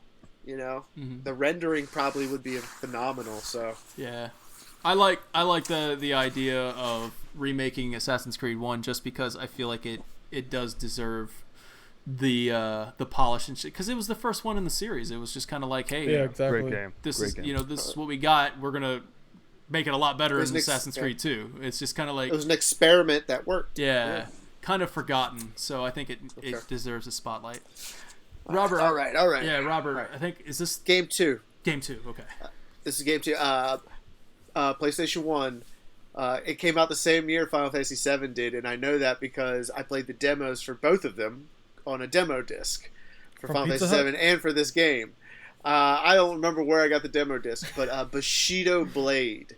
Oh, Did you guys ever play that? Yeah, yes. No. Yeah, it was like a real lifelike samurai game where it was like one hit could kill you, and you could literally just like run away from your opponent, just literally just run and like try to just see what happens. But I would like to see it more updated, because I was thinking about like boxing games now, and it's like, man, imagine a samurai game built like a boxing game with all that. So yeah, I would love Like to Soul see just Calibur? like. Well, yeah, but Soul Calibur's not like a one hit where I like hit your Yeah, arm and now you can't use that arm anymore. Like if you hold a two-handed sword, now that sword you have to hold it differently because you can't keep both hands on. You have to like now hold it to your side and stuff. So it's like it was all like that. So it was like a one hit kind of kill thing. Kind of like a hardcore mode for For Honor or something like that. Yeah. Imagine if like two Dark Soul players came at each other. Yeah. Yeah, that would be right. Sounds like you want Ghost of Tsushima multiplayer. One hit kills. Like that would be really cool. I was just thinking about it the other day because I was watching a video and it came up and I was like, oh my god, that was so much fun. So that would be I cool. wonder if feudal Japan is as windy as they make it seem to be in the Ghost of Tsushima trailers and stuff. It looks like when you look at art from samurai and stuff like feudal Japan, it looks like the art. They recaptured the art style, man. It's so windy. So windy. So windy. All right, Okay. I got 3 more left, but this is Third my third one, so I'm trying to pick. Yes, do your 3. Maybe at the end I'll just I'll just like throw in my honorable mentions real quick. No. I can't No, we deny can do it. that. We can do that. I'm gonna go with Spec Ops: The Line. I think needs great to game. be remade, and because like the voice acting on that incredible. Nolan North was obviously he's in it and he's he's a beast, and everything he does, voice acting. Everything. But he sells that character so well, and I know it's been out so long, but I don't even want to spoil it because it's really good. I don't know if I've ever played the whole thing. Yeah, It's a great game. Yeah. It was on PlayStation Now, so I tried playing it there, and I got through it. But man, PlayStation Now needs needs some help. Great. Yeah, but yeah, dude, like as I was playing it on that, I was like, "There's no HD like remaster of this game. God, I need it." And there wasn't even an HD remaster of it. So if anything, it could be remastered, and I would play it. I would love to see it kind of just completely enhanced, get the full remake treatment, and just keep the story exactly the same, voice actors, everything. It was really good.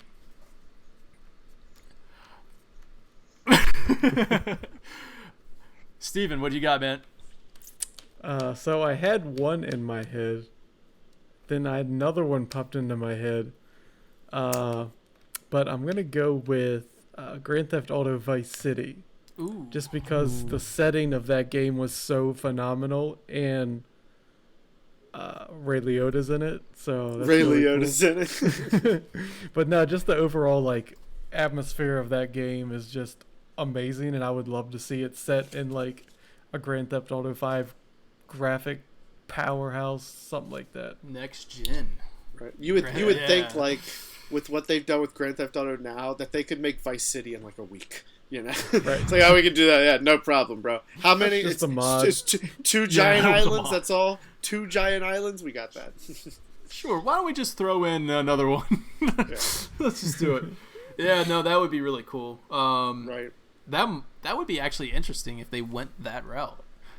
Take out the plane missions though, where you gotta fly the planes. Or Nope, keep it all. is it the setting that you want, or like do you want the actual game, like the? No, I want everything the from actual You game. want everything, Yeah. okay? Because I would Except the part where you can't swim. Like I want to be able to swim. I Yeah. want to be able to swim. I would. That would be interesting if they go back to that setting, that location. But yeah, a full-on remaster or remake of that game would be pretty cool. Pater, what's up, man? Last one. Third one, last Yeah. one. I do have an honorable mention, which I think is a game which I think is gonna happen pretty soon. But I'll give you my third one. I think it's gonna have to be Metal Gear Solid PS1 remake. Wait. We said one per series. Wait, No. We did. Damn. Okay. Damn. It's Okay. like I'll swap it out. Okay. Third one then I'll go with Resistance Father Man. Oh, okay. wow. The first Remake the Resistance. Well, reboot. I'll probably go for a reboot on this one. I think Nathan Hale's a cool character. You know, in Resistance 2. Yeah, I really liked Resistance 2. Yeah. Yeah, that was really good. So It's funny because reboot. That's Yeah. funny because Insomniac Insomniac was kind of like teasing that a little bit. Oh, like, they've been tweeting for months, so they're doing something Yeah. with the Resistance series, but something I don't know if it's interesting gonna be a going on there. remaster, remake, reboot, but they're doing something. Could be a launch Doing title. something. PS5. No, I was kidding. Fuck But I feel like they need to focus on Spider-Man too. So. that. God of War. Yeah, well, that's true. God of yes, War. Corey Barlog. Okay. Oh yes, my last one. I don't know if any of you guys ever played this one. It was for the original Xbox, and I think they made a sequel to it, but I never touched the sequel. But the original, it's called Hunter Reckoning. It was a 4-player co-op. You could play it with 4 people on the original Xbox, and there were 4 different characters. Like, you could only pick from these 4 characters. One of them was a biker who carried like a big axe and sawed-off shotgun. All your guns had infinite ammo. The other one was a priest that had a crossbow with a sword, and then you had like an assassin. Yeah, you had an assassin who had a samurai sword and a pistol, and then you had like a girl who had like these 2 dual blades, and she dual guns. But it was a 4-player game. Me, Chris, and Craig always played it on the original Xbox. It was just so much fun. Like, you pick up power-ups and stuff like that. It's like a very arcade-style game, you know? It was kind of top-down a little bit, but it was awesome. Like, if it would be so awesome to play. Like it'd be a great game. Like, hey, you guys want to have game night? And it's not only would it be a game, but it's a story, too. You play through the story mode of it as well. So I remember.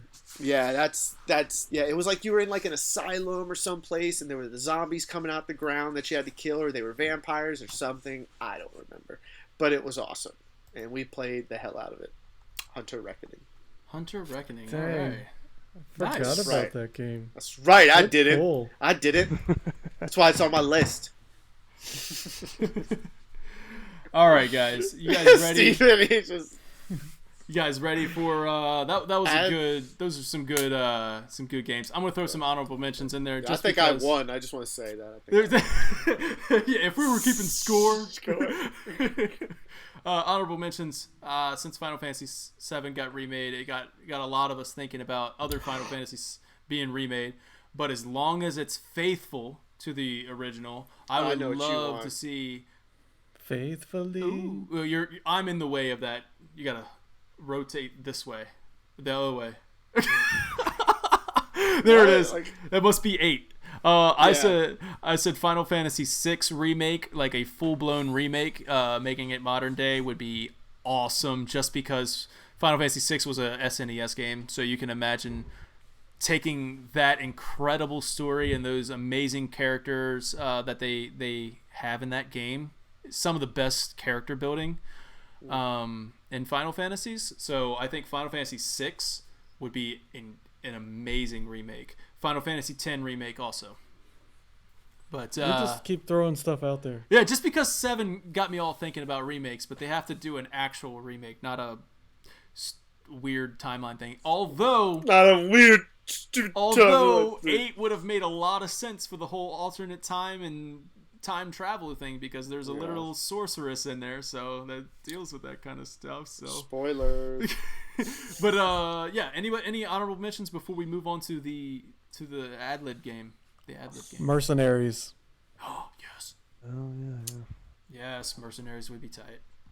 I would like to see a fully destructible city, like not just some buildings can collapse and stuff like that, but I want to be able to level an entire just whatever I want to. Like if I take a tank, I want to blow a chunk of a building off, and like is this it? Crackdown, right? well, War of the Monsters. War of the Monsters for PlayStation 2. oh Anyone? yeah, Yes, Yeah. that was another game I was thinking about. Yes, I would love to see an update. You talked about like destroying cities. That's literally what you do in the game. Like you destroy the cities, you pick up buildings for like weapons. It's yeah, That would be that would tight. be that would be awesome. I like that. The cool thing is that Unreal did show off a tech demo about like their new destructibility engine and stuff like that. Right. And if you get a chance to go and watch that, it will blow your mind because I think that is where next gen is heading, and it's awesome. So we're gonna move on to the video game ad-libs. I haven't thought of a name for this yet, right? I was thinking word. Vidlibs. I was thinking word glitch, but we'll figure this out. Yeah, we can kind of Word lag. word lag. we'll maybe Glitch we'll with it. glitch with it. Maybe we'll just put a poll up and see what votes on what. But anyways, so what I'm going to do is read you a video game synopsis. Well, I'm not going to read it to you until you finish giving me different words okay. to replace. So I'm going to Love it. have a video game synopsis. You're going to give me words to replace, and then I'm going to read it back to you guys, and you have to tell me what game I just read. Okay. All right? Okay. I like it. Okay, guys. All right. First thing, I need an adjective. We're going to go Steven. It's going to go Steven, Peter, Rob. So I need an adjective. What's an adjective? An action? Or is that? Describes a a noun. describing word. Jesus. I can't remember. Are you serious? It's all right. Yeah. It's all right. No, it's a describe. It describes a noun. It's not okay. This guy votes, Danny.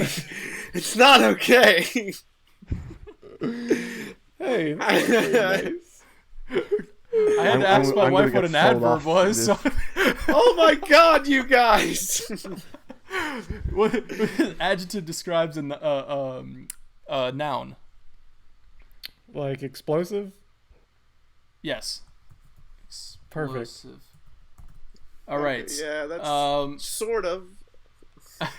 I need a flying creature from Peter. Why can't you Mutated give me owl. a flying creature? What's that? A mutated owl. Mutated owl. Oh, that's I need a just a name. just a name. Mm-hmm. Better be a good name. Schwarzenegger. Oh god, I don't know how to spell that. Just guess. Schwarzenegger. Had to be difficult. Oh god. Would you Have like you- Mr. Brown? Would that have been easier to spell? Mr. Brown. Would have been easier, man. Oh god. Okay, Schwarzenegger. Mutated. Okay, I need a mountable animal from Steven. Oh my god. Donkey. Donkey. Not bad. I need another name. Sebastian. Sebastian. Sebastian Schwarzenegger. Alright, I need a period of time. Ooh, that's good. A period of time. Let's go with the Renaissance. Oh, I'm sorry. I didn't mean like a actual period in time. I meant like A date. No, like a lapse of time. I'm sorry. There you go. Let's go with a lapse of time, like time that has passed. Oh, Yeah. okay, okay. All right, a century. A century. A fortnight. Okay, it's been a Alright. fortnight. I would Probably not it's been spell two. it. It's been 2 days. I was cursed for 2 days. Hey, Steven, I'm gonna need an adjective. Remember this one? Come on, you're a big boy. Describes a noun. Shiny. Shiny. I need another adjective from Peter.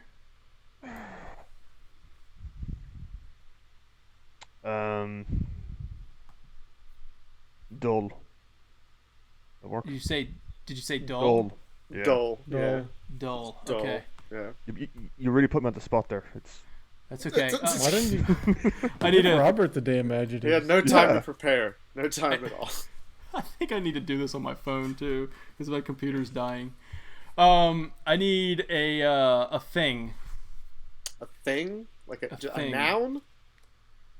Just like not a noun because I don't want a person or a place. I just want a thing. Something. thing? Something. A microphone. A bottle of lotion. Oh boy. God, where is this going? I looked up and it was the first thing I saw. I say lotion bottle for the context here. It's the first thing I saw. This shiny doll lotion of bottle of lotion. That's Steven, explosive. I need another adjective. You got this, bro. Erect. Yes. That's what I was. That's I already good. had it written in there, so I didn't need your help on that one. That's what I think about with bottle of lotion. I need another thing, Peter. Something. Don't say your thing. Don't say your thing.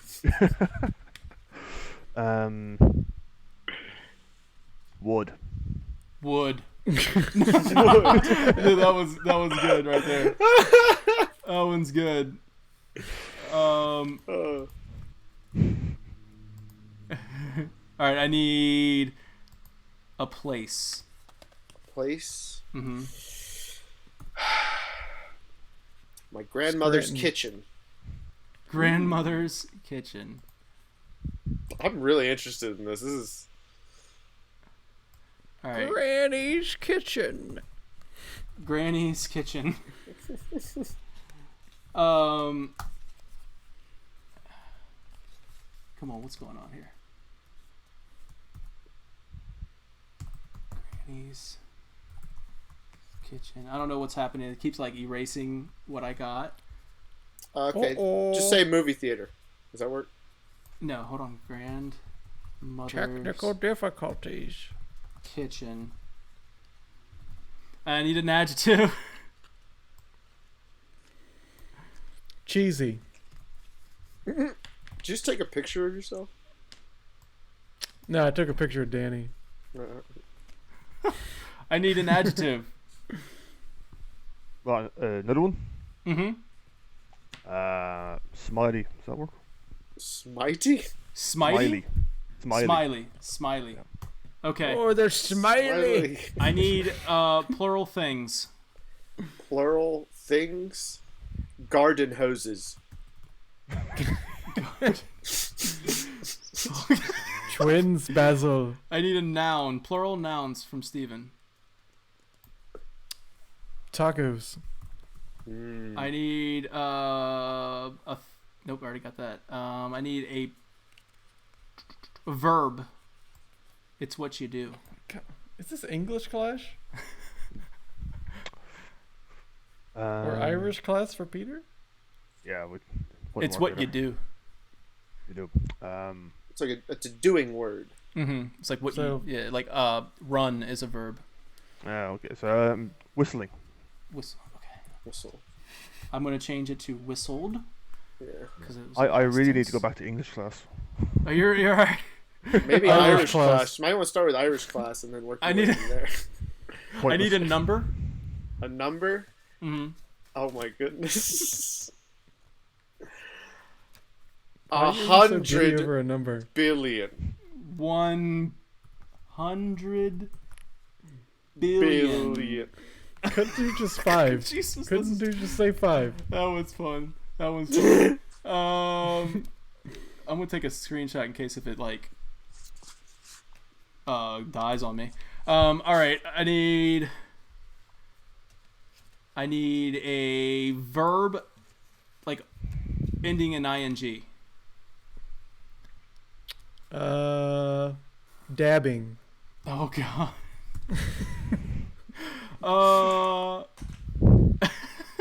I need an adjective from Pater.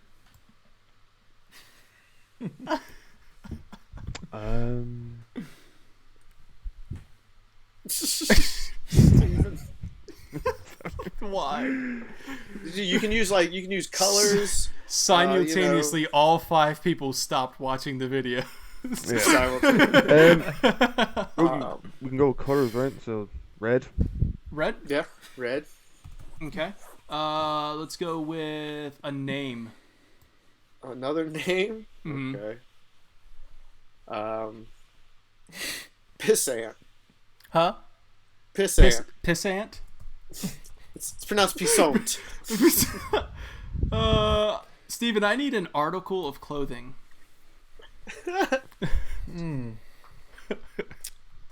It's a very tempting one. I cannot see what game this is going to be. Tassels. Tassels? Fuck. Oh, man. Okay, Peter, I need a name. Cornelius. Cornelius.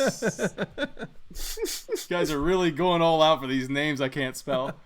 I need... We're almost there. We only got a couple more. I need plural nouns. Plural noun, yeah. A plural noun. Dentists.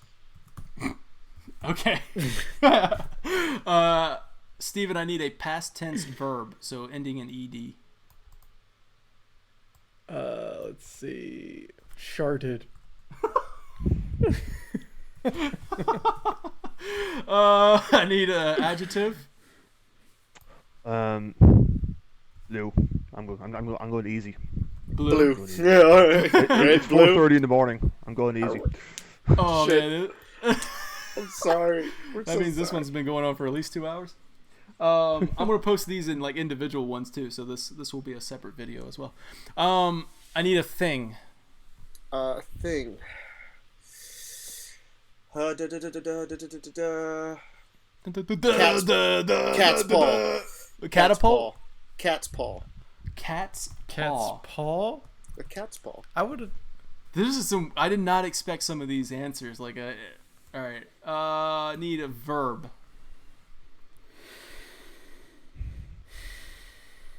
Smell. Okay. Smell. I need plural things. Carrots. Carrots. Why didn't you say potatoes? Nice. Carrots are Two nice. more. I need a verb. A verb. Stroking. Or would it just be stroke? Yeah, stroke. Stroke. Okay.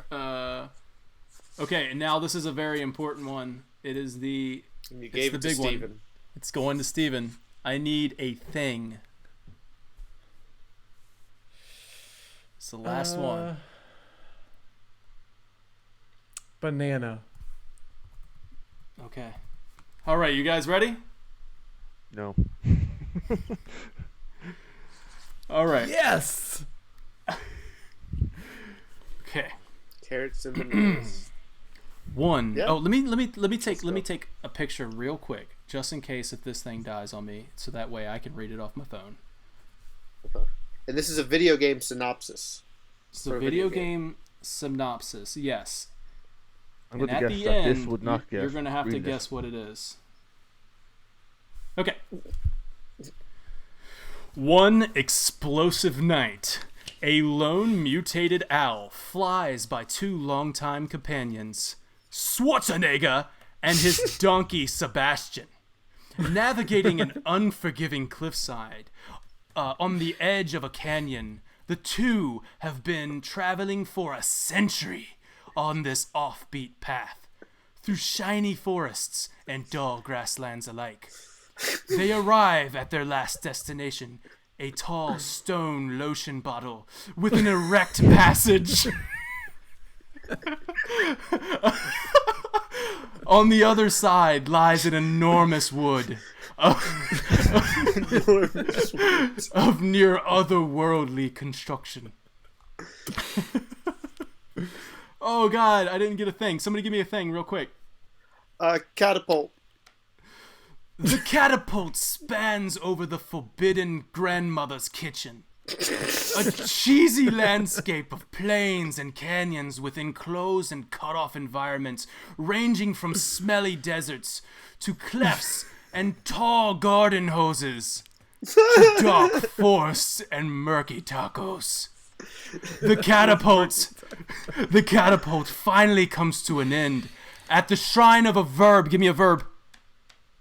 Run. At the shrine of Run, a gigantic structure in the middle of grandmother's kitchen. In the middle.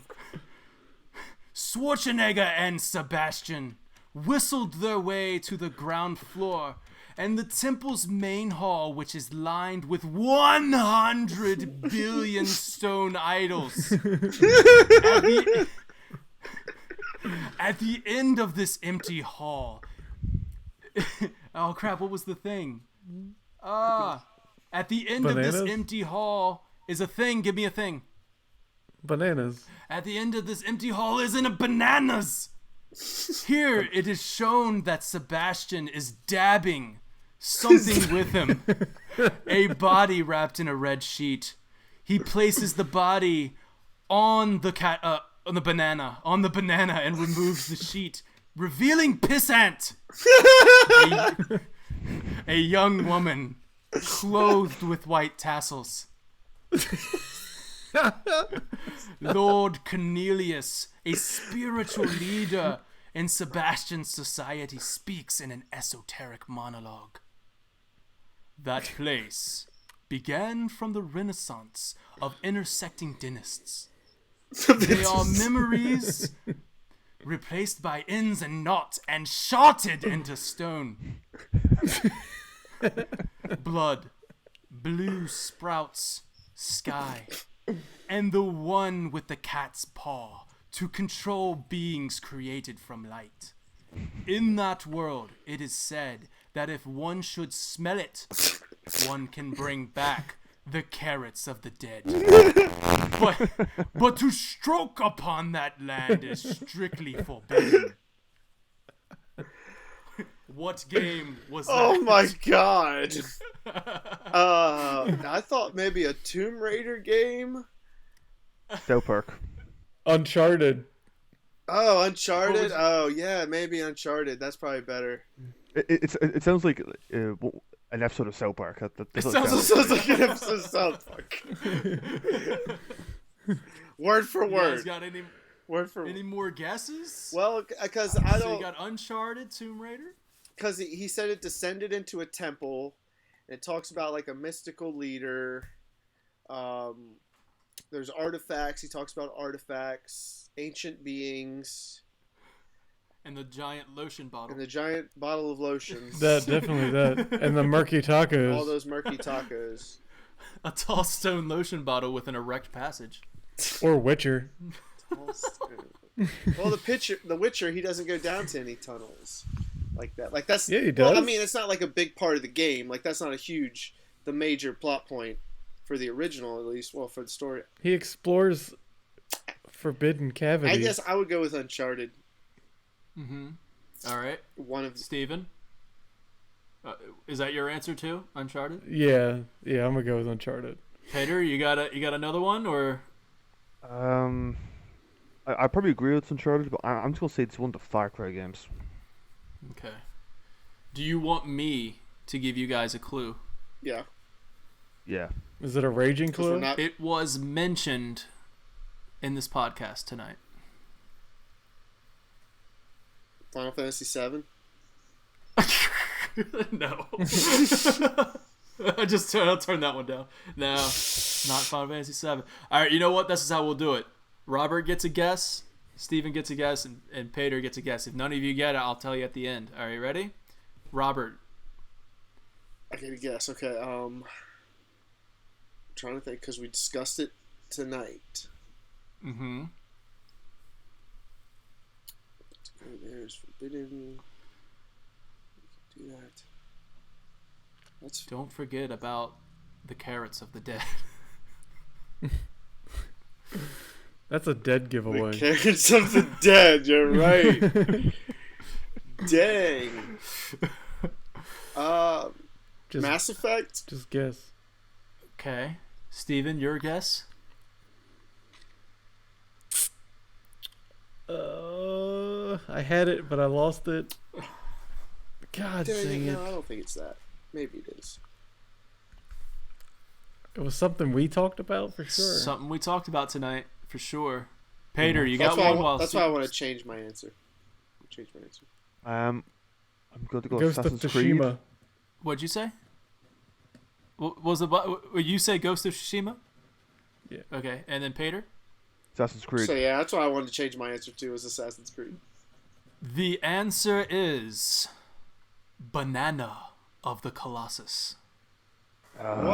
Shadow of the Colossus. Shadow of the Shadow of the Colossus, Colossus? Do you want We me to didn't read? talk about that. Do you want me to read the real Yeah. thing? Yeah. Okay. Okay. One cloudy night, a lone hawk flies by two longtime companions, Wander and his horse Argo, navigating an unforgiving cliffside Schwarzenegger. path on the edge of a canyon. The two have been traveling for a long time on this offbeat path. Through murky forest and wet grasslands alike, they arrive at their last destination, a tall stone gate with a narrow passage. On the other side lies an enormous bridge of near otherworldly construction. The bridge spans over the Forbidden Lands, a dramatic landscape of plains and canyons and enclosed and cut-off environments ranging from arid deserts to clefts with tall geysers and dark forests and murky crevices. The bridge finally comes to an end at the Shrine of Worship, a gigantic structure in the middle of the lands. Wander and Argo make their way to the ground floor and the temple's main hall, It's like which the is lined bloody- with 16 The body. I forgot about the body. with 16 stone idols. At the end of the empty hall is an altar, where it is shown that Wander is carrying something with him, a body wrapped in a cloth sheet. He places the body on the altar and removes the sheet, revealing Mono, a young woman clothed in white dress. Tassels. Yeah. And then Tassels. the esoteric The voice the speaks. monologue. Yeah. That place began from the renaissance of intersecting points. Or the resonance of intersecting points. My fault. They are memories replaced by ins and noughts and etched into stone, blood, young sprouts, sky, and the one with the ability to control beings created from light. In that world, it is said that if one should wish it, one could bring back the souls of the dead, but to trespass upon that land is strictly forbidden. Shadow of the Colossus. That's like, There it is. that's a ridiculous amount of information, like for the start of the game almost, but okay. I basically just took the opening of the game.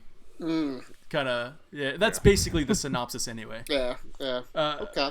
Alright, I'll get you There next it time. is. I'll get it next time. I guess the 100 billion idols on the wall threw me off a little The bit. 100 billion idols.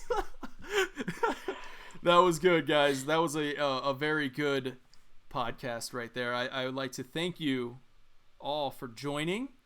And I also want to mention that stay tuned for more podcasts if you're listening or watching this video. That we will have more fun games like that.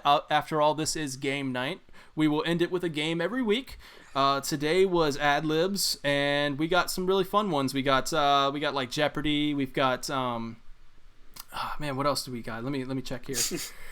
You tell us. Jeopardy. You tell us, Danny. Yeah, but we got like Factor Crap, which is going to be kind of cool, where we make up something and try to convince the others that it's true, That's good. or just say a very unbelievable truth, and so either way, we have to guess whether you're telling the truth or not. Of course, phones will not be allowed on that one.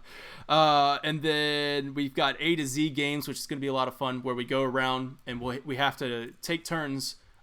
Starting with the letter of the alphabet, so it would be like A, and then Steven B, C, D, and then like we just have to keep going until somebody can't name a game that starts with that letter. Okay.